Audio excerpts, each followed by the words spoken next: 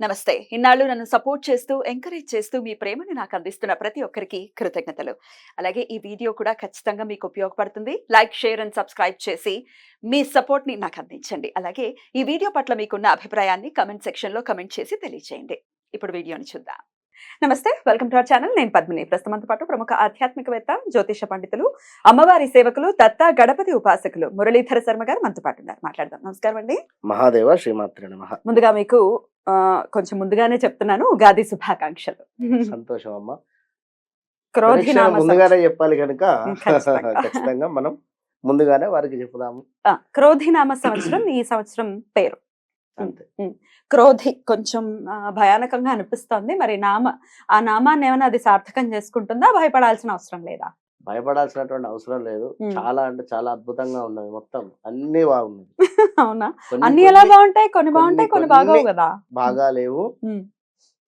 ఒకటి బాగా లేదనుకుంటే మరొకటి బాగుంటుంది. అంటే ఏది రాశి అని కాదు, వారికి మన నడిచేటువంటి పరిస్థితులలో ఏదో ఒక మైనస్ జరుగుతుందంటే మరొక ప్లస్ జరగడము. ఎందుకంటే గత 2 సంవత్సరాలు అవుతుంది గురువు మారక. మాక్సిమం సంవత్సరం మీద 8-10 నెలలు అయిందమ్మా. ఎందుకు అంటే ఇటు వక్రం వచ్చి ఒక 3 నెలలు ఉండిపోయింది. అదొకటి. కనుక మాక్సిమం ఒక 1.5 year అబౌవ్ అయిందంటే ఈ 1.5 year లో ఎంతమంది స్ట్రక్ అయిపోయి ఉన్నారో వారందరికీ కూడా ఇప్పుడు రిలీజ్ అంటే రైట్. అయితే ఇప్పుడు ఒకసారి గ్రహస్థితిని చెప్పేసుకుందాము, దాని తర్వాత రాశి ఫలాల్లోకి వెళ్దాం. తప్పకుండా చెప్పండి. మనకు ఏప్రిల్ 9వ తారీఖు నాడు అమావాస్య, అటు పిమ్మట క్రోధినామ సంవత్సరం మొదలవుతూ ఉన్నది కనుక ఒక 10-15 రోజులు 20 రోజుల తర్వాతనే గురుగ్రహము ప్రజెంట్ మాత్రము మేషంలో ఉన్నాడు. ఇక్కడ నుండి వృషభానికి షిఫ్ట్ అయ్యేటువంటి పరిస్థితి. కరెక్ట్ గా కూడా మే 1 నుండి 2వ తారీఖు ఆ ప్రాంతంలోనే వెళ్ళిపోతున్నాడు. అయినప్పటికీ కూడా మనకు ఏప్రిల్ నుండే రిజల్ట్ ఇవ్వడం స్టార్ట్ అవుతుంది. ఏప్రిల్ 2nd వీక్ నుండే. కనుక గురుగ్రహం వచ్చేసి మనకు ఇక్కడ మేషానికి అంటే 2వ స్థానంలో, ఇలా ప్రతి గ్రహానికి మనం దాన్ని చూద్దాం. ఇక శని భగవానుడు అంటే ఇప్పట్లో మారేది లేదు. శని భగవానుడు ఇప్పట్లో మారేది లేదు, కానీ వక్రం తిరిగేది ఉంది. మళ్ళీ వక్రం తిరిగేది ఉంది. అప్పుడు ధనస్సు రాశి వారికి మరలా మకర రాశి వారికి ఇబ్బందులు ఉన్నాయి. ఎలాగో మకర రాశి వాళ్ళు ఏళ్ళనాటిసంలోనే ఉన్నారుగా. అయినా వక్ర చూప లేకపోతే వక్ర గతి కూడా ఉందా? సంపూర్ణ వక్ర దృష్టి మాత్రం. వక్రం తిరగడము అంటే కంప్లీట్ గా వెనక్కి రాడు కానీ వక్రం. అప్పుడు ధనస్సు రాశి వారికి, అదే విధంగా మకరానికి, ఇక రాహుకేతువులు అంటే ఇప్పట్లో వారిని వారు కదిలేటువంటి పరిస్థితి లేదు కనుక అవి ఇచ్చేటువంటి రిజల్ట్స్ కొన్ని గ్రహాలకు, రాశులకు ఏ విధంగా ఉంటుంది అనేటువంటి విషయం చూసుకుందాము. మెయిన్ ఏమిటి అంటే గురువు చాలా పెద్ద గ్రహం ఇది. శని భగవానుడు గురుగ్రహము కనుక ఇప్పట్లో శని భగవానుడు మారటం లేదు కనుక శనికి సంబంధించినటువంటి రిజల్ట్ ఎవరైతే పొందుతూ ఉన్నారో అవి అలాగే ఉంటవి. అదనంగా గురువు మూలకంగా వీరికి ప్లస్లు జరిగేటువంటి ఉన్నవి, మైనస్లు జరిగేటువంటి ద్వాదశ రాశులకి కూడా. ఇంకా మిగతా గ్రహాలు కూడా అనుమానం రావచ్చు. మిగతా గ్రహాల వాటి సంచారం ఎలా ఉంటుంది? సూర్యుడు ఏమిటి అంటే మనకు నెల మారడము, చంద్రుడు ప్రతిరోజు రోజున్నరలో మారేటువంటి పరిస్థితి. శుక్రుడు వచ్చేసి మనకు 18 to 22 days లోపే. కుజుడు వచ్చేసి మనకు మాక్సిమము నెల కంటే ఎక్కువనే ఉంటాడు. 40 రోజులు 41 రోజులు అట్లా ఉంటాడు.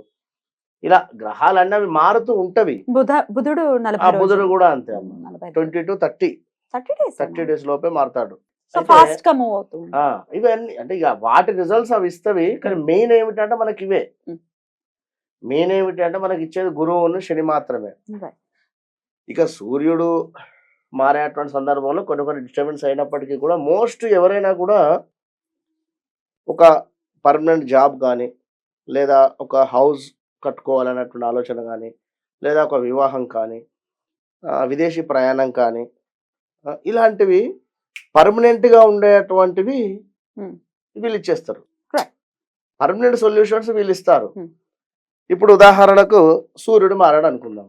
ఎగ్జాంపుల్, సూర్యుడు ఏమిటి? గొడవలకు కారకుడు. అదేవిధంగా గౌట్ రిలేటెడ్ ఏమైనా ఎగ్జామ్స్ రాస్తూ ఉంటే అందులో చక్కగా వీరు ఉత్తీర్ణులు కావడానికి కానీ ఇవన్నీ కూడా ఉపయోగపడుతూ ఉంటాడు. ఇలా శుక్రుడు ఏమిటి? కలత్రకు కారకుడు. అది కొంచెం ఉండేటువంటి స్థానాలు ఇక్కడ మనకు ఆ, ఈ కేతు. ఓకే అదే కేతు ఉండేటువంటి స్థానంలో మనకు కన్యలో కన్య. శుక్రుడు నీచబడుతూ ఉంటాడు. ఉమ్. ఇక్కడ ఉన్నట్టయితే మీనరాశి వారికి కాస్త ఇబ్బందులు ఇట్లా అదొక 1 మంత్ పీరియడ్. కానీ ఇది ఏమిటంటే మనకు 1 Long year, period. 1.5 year long period. Long period మనకు పర్మనెంట్ గా వెల్ సెటిల్డ్ ఇచ్చేటువంటి గ్రహాలు. రైట్. సరే మరి మరి ద్వాదశ రాశులకి కూడా ఈ క్రోధినామ సంవత్సరం ఎలా ఉండబోతుందో చూద్దామండి. తప్పకుండా అమ్మా, మరి కుంభరాశి వారికి ఎలా ఉండబోతోందండి క్రోధినామ సంవత్సరం? తప్పకుండా అమ్మా. క్రోధినామ సంవత్సరంలో కుంభరాశి వారికి ఆదాయం 14, వ్యయం 14గా చెప్పడం జరుగుతున్నది. కుంభరాశి వారికి ఏలినాటి శనిలోనే వీరు ఉండడం జరిగింది కనుక కుంభరాశి వారు ఒక విషయాన్ని గమనించుకోండి. ఇప్పుడు గురువు మీకు అర్ధాష్టమ గురువు అవుతున్నాడు అనేటువంటి విషయాన్ని గమనించండి. ఇక్కడ కుంభరాశి వారు అంటే 1, 2, 3, 4 అర్ధాష్టమ శని ఎలాగో అర్ధాష్టమ గురువు కూడా ఉంటారు అనేటువంటి విషయాన్ని గమనించుకోండి. కనుక అష్టమ గురువు కష్టాలు పెడతారు. అష్టమములో ఉండేటువంటి ఏ గ్రహం, అష్టమం అంటేనే కష్టం కనుక ఇప్పుడు అర్ధాష్టమంలో ఉండేటువంటి వారు కూడా తప్పకుండా కూడా ఇబ్బందులు పెడుతూ ఉంటారు అన్నారా. కనుక మరి చూద్దాం ఒకసారి దీనికి సంబంధించినటువంటిది. ఎవరైనా కూడా ఈ యొక్క పంచాంగ శ్రవణం కానీ పంచాంగాన్ని కానీ ఖచ్చితంగా కూడా మీరు ఒక పెద్దవారు మనకు ఒక తెలియని విషయాన్ని చెప్తున్నారు అనేటువంటి భావనతోనే ఉండండి. ఇక్కడ ఏదో పంచాంగం చెప్పడము అనేటువంటిది కాదు, కానీ తెలియని విషయం మీకు తెలియపరుస్తున్నాము. మీరు ఒక్కరే లేరు, లేదా ఈ యొక్క కుంభరాశి వారికి సంబంధించినటువంటి వారు ఒక్కరే లేరు, కొన్ని వందల మంది ఉన్నారు, వేల మంది ఉన్నారు. కనుక అది ఎవరికి ఎలాంటి అంటే మాకు ఇది జరగలేదు అంటే వేరే వారికి జరగవచ్చు అట్లా. అయితే ఈ రాశి వారికి అర్ధాష్టమ గురువు, అదే ఇంకా 7.5 శని రెండు ఉన్నవి అనేటువంటి విషయాన్ని గమనించుకోండి. అంత గడ్డు కాలమే అని చెప్పవచ్చును. ఇంటి యందు శుభకార్యాలు చేయుట, అధికమైనటువంటి ధనాన్ని ఖర్చు పెట్టేటువంటి పరిస్థితి, ఇంకా వ్యర్థ సంచారాలు అంటే అనవసరమైనటువంటి ప్రయాణాలు, ఎవరో రమ్మంటారు అక్కడికి వెళ్ళిన తర్వాత వారు ఉండకపోవడమా, లేదా వారు ఏదైనా పని మీద ఆలోచనగా ఫోన్ వచ్చి వెళ్ళిపోవడమా, లేదా మీకే వెళ్ళేటువంటి సందర్భంలో ఇబ్బంది కలగడమా, ఇలాంటివి జరుగుతాయి. అనవసరమైనటువంటి ఆందోళన, గృహ నిర్మాణము, ధనము ఖర్చు, విద్యార్థులకు కష్టకాలముగానే చెప్పుకోవచ్చును. ఉద్యోగస్తులకు ఆటంకాలు కావచ్చును. వ్యాపారమందు అభివృద్ధి లేకుండా సొంత వ్యాపారం కానీ పొత్తు వ్యాపారాలందు కానీ కాస్త నష్టాన్ని ఎదురు చూసేటువంటి పరిస్థితి, నమ్మిన వారి నుండి మోసపూరితమైనటువంటి వాతావరణము, గృహమందు ఐక్యత లేకుండా కొనుగోలు చేసినటువంటి స్థిరాస్తుల విలువ తగ్గుట, ఇష్టమైనటువంటి వస్తువులు అమ్ముట, అదేవిధంగా మనస్సునందు స్థిరత్వం లేకుండా ఏదో ఒక రకమైనటువంటి టెన్షన్ పడటము, అనవసరమైనటువంటి తగాదాలు, ఎవరో చేసినటువంటి పనికి మీరు మాట పడాల్సి వచ్చేటువంటి పరిస్థితి, అదేవిధంగా మీరు బాధపడాల్సి వచ్చేటువంటి పరిస్థితి. రోజువారి ప్రయాణంలో జాగ్రత్త అనేటువంటి విషయాన్ని గమనించుకోండి. బండి మీద వెళ్ళేటప్పుడు చాలా జాగ్రత్తగా వెళ్ళాలి. అసందర్భ ప్రేరేపణలు అనేటువంటివి చేయకండి దయచేసి. క్రయ విక్రయ వ్యాపారం జాగ్రత్త సుమి.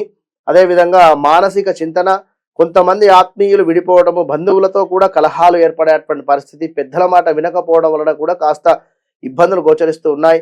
ప్రయోజనము లేని ఉద్యోగం చేయుట, ఆర్థిక లావాదేవీల్లో కాస్త తగ్గుముఖం పట్టడము, అదేవిధంగా రాని బాకీలు మీరు ఎవరికైనా డబ్బు ఇస్తే అవి రాకుండకపోగా గొడవలు ఏర్పడేటువంటి పరిస్థితి గోచరిస్తుంది. చేయి పనుల యందు కాస్త ఆటంకాలు, మీకు సహాయం చేస్తాన్న వ్యక్తులు కూడా దూరం అయ్యేటువంటి పరిస్థితి.